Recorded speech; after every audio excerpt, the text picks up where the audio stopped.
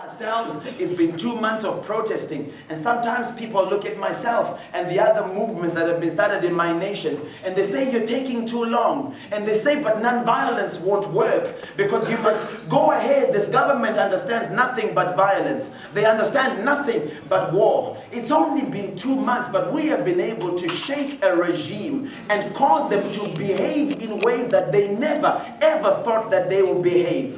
We are agreeing with my generation that for as many days as we can going forward, we will tie them down in protests. We will tie them down in lawsuits. We will tie them down in lifting our voices. We will shine our light where there is darkness. We will risk our lives in exposing their corruption, because enough is enough, and we can no longer take one more day of our futures being destroyed.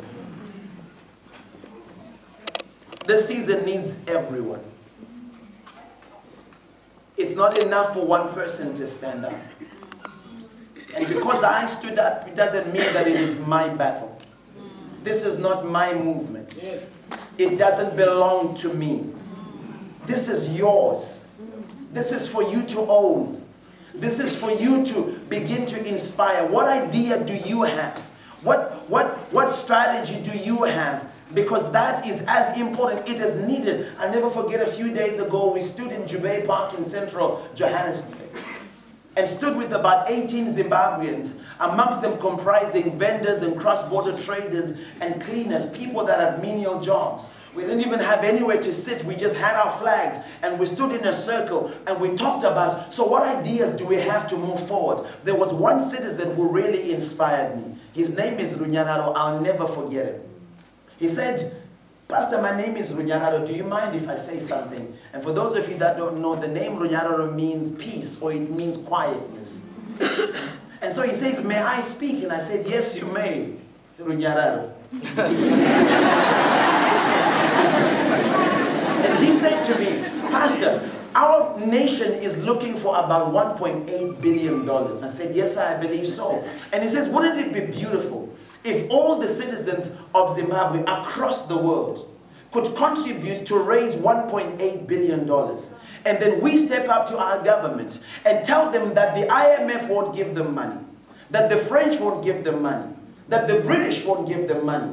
But we, the citizens, have got the money that they need, but is only accessible when our conditions are met."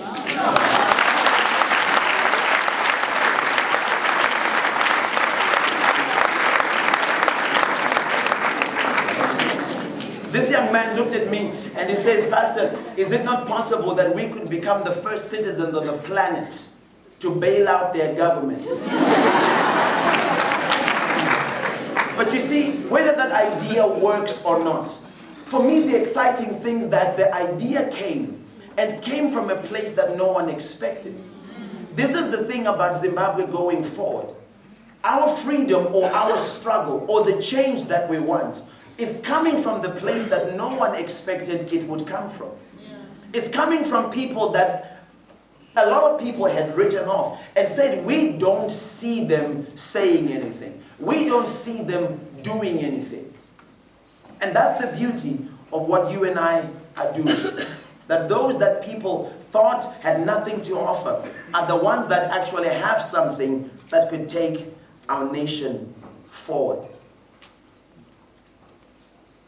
A friend of mine made a comment the other day after I had left Zimbabwe. I left Zimbabwe pretty much immediately after they had let me out of jail. But even before I had been let out of jail that day, the experience I had had is like nothing I've ever encountered before. I saw Zimbabweans do something that even they never thought they could do. I saw a courtroom packed with people I had never seen, and yet each of them identified with me and each other as if they had been friends for a very long time. I saw 100 lawyers coming to defend a man who did not have a cent to pay them. I saw thousands of people wait into the night, buy each other candles, to light them, because for them it wasn't about the guy that was in the courthouse. It was about the freedoms and the justice that every citizen of Zimbabwe deserves. And that day, the citizens of Zimbabwe made a statement to themselves and to our government that you can no longer molest the people of our nation. Neither can you try and steal our future. We are awake and we see you. And as I left and came out to South Africa on a little business I had, and including meeting with the citizens of Zimbabwe, our president made the remarks that people like Mawarire should never come back. And he said that people like me in the next speech should be dealt with severely. And I remember I said to a friend of mine, I need to go back because I may let the people down. And he looked at me and he told me a truth that I will never forget for the rest of my life. He said to me, Ivan, if the people of Zimbabwe still need a martyr to die for them, if they still need a martyr, then they are not ready for freedom.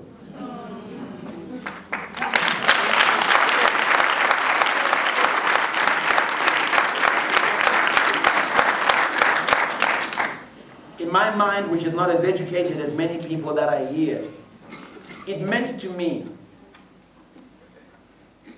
that we cannot continue to put the future that we want, or the delivery of the future that we want, into the hands of one person or into the hands of one party. We can no longer operate with the savior mentality. Citizens, the one thing that I have learned, the one thing that we have learned, is that no one is coming to get us but ourselves. Today we realize in Zimbabwe that we are the heroes that we have been waiting for. Upcoming on the 8th of August in Zimbabwe will be Heroes Day. And indeed, we honor the men and women that laid their lives for the liberation of our country. But I think also on that day we start to celebrate ourselves as the heroes of our own nation. The 6th of July 2016 is something that almost every Zimbabwean will remember, maybe not ZBC, but the rest of us we will remember that day for a long time.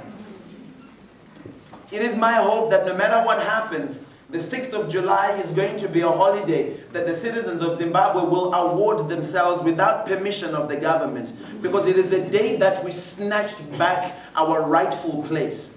It is a day that we stood and we said, not anymore. We are the ones in control.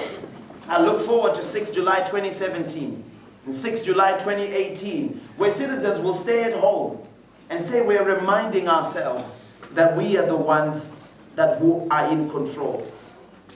I will end with two quotes that have driven us. My friend Henry and I sat in my office many weeks ago as we began to think, what do we do? What do we do to make our government notice? We came up with a phrase that I want to leave with you today. And it simply says this: if we cannot cause the politician to change, then we must inspire the citizen to be bold. And this is the essence of what we are doing with this flag and with the many other movements that have started in Zimbabwe. Emboldening each other, causing each other to scale the wall of fear, to realize that on the other side of our fear is a reality that we actually never thought possible, but one that we will enjoy for the rest of our lives. Before I give you the last one, I must explain to you the school I come from. I'm a person who is not very advanced in their academic acquisition. I went to school, first and foremost, my dad sent me to school. He worked as a civil servant all his life and sent me to a good school. And with the school is Prince Edward Boys High School.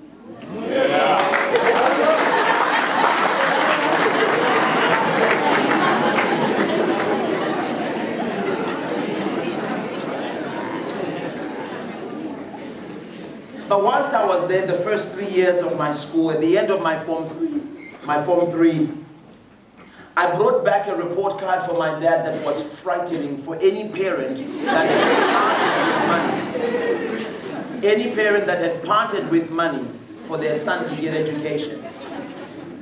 My dad was shocked and immediately made a decision that I would not carry on my schooling here at Prince Edward. He said to me, "Sir, you have 5 brothers and sisters coming up behind you. I cannot afford for this kind of precedence to be what they follow. Therefore, I will change your location for education." I thought my dad was going to send me to the school next door or to the school down the road.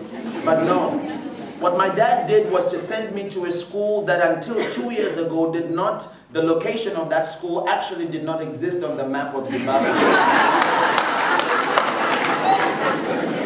It is at a little township up in Mashonaland West, right up further towards the north of the country, a little township called Magunje.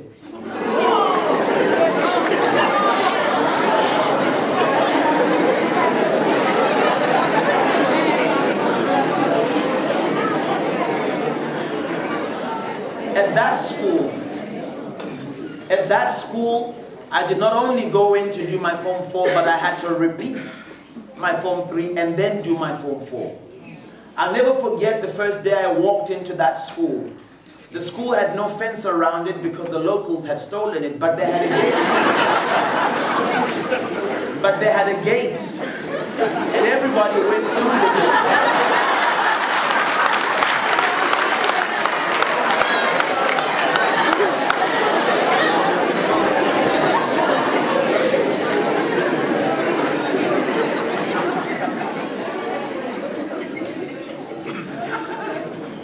The school had 2 buildings in it. The one was the headmaster's office and the staff room. And the other building was divided into 2 classes, which the whole school shared on a hot sitting arrangement. I went from a school where I would go to school with a hockey stick to a school where I would go to school with what we call in Shona Bemba, or a slasher. Same shape as a hockey stick, just different uses.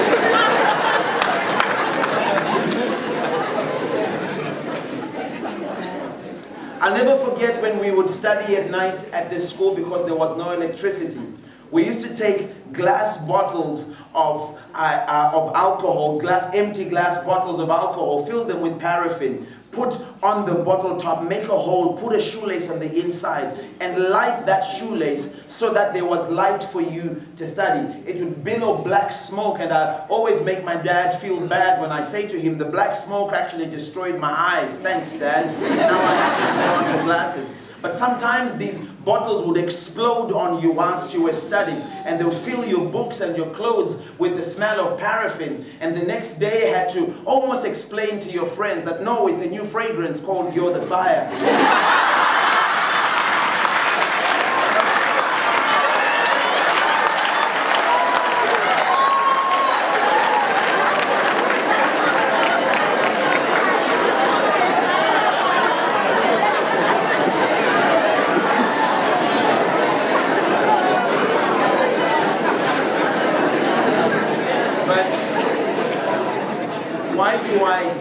Why do I share that?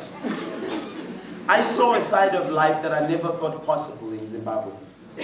I went to school with bright young men and bright young women who would walk 15 kilometers every single day before they sat down next to me to go to school.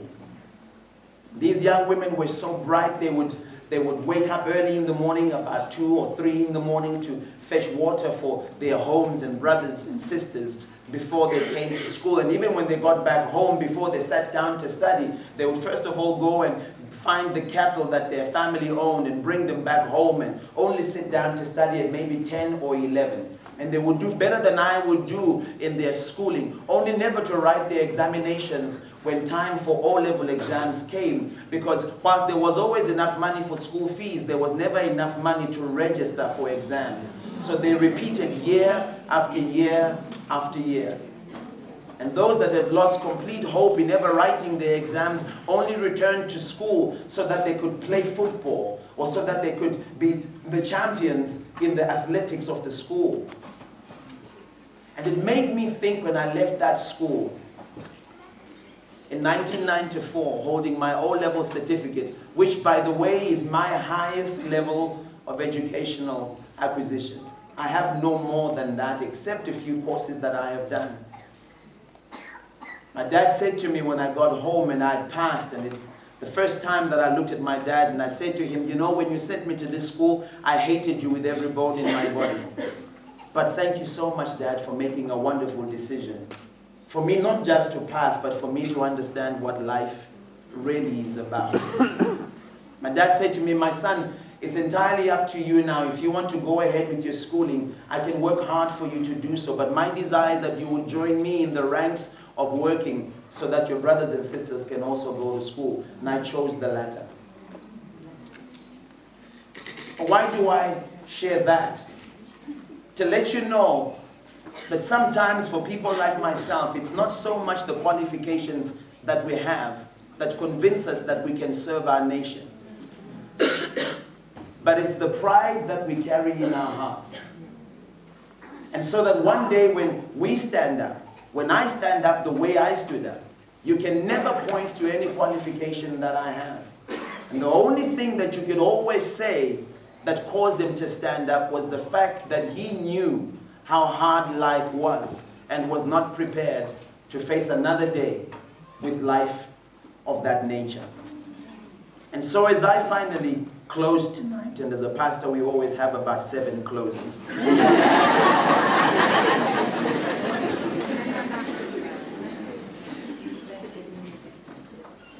I do want to say to my fellow citizens a quote that I find to encapsulate everything that we are doing. That we can no longer be divided by the politics of our nation, but we must now be united by the dreams of our children. May God bless you, citizens of Zimbabwe. May God bless Zimbabwe. Zimbabwe. God bless you and thank you very much for having me.